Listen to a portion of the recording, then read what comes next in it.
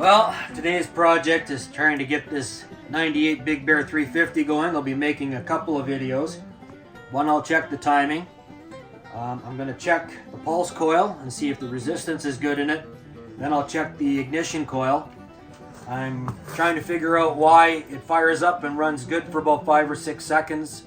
And then after that, it doesn't power up properly. It's acting like it's missing.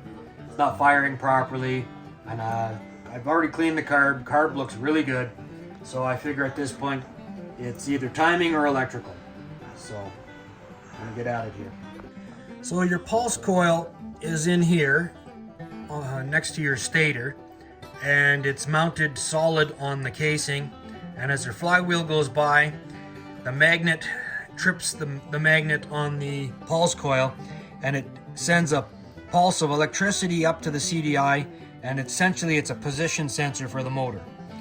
Now, your stator wires and your position coil, which has 2 wires, are coming out of this harness here. So they couple on a plug over here. It's attached to the frame right under here.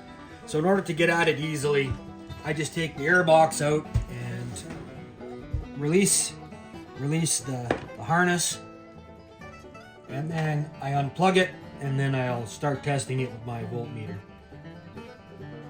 So when I test these, the white and the red give me 282, 283 ohms. And then when I test the other two, and they're testing kitty corner, and it gives me 204. So, according to what the specs say, these 2 circuits look like they're pass. So it looks like the signal coming out of the from the flywheel, the position sensing is working. So the next thing I'm going to do is I'm going to test the ignition coil to see if the ignition coil is giving it a good spark or if it's shorting out.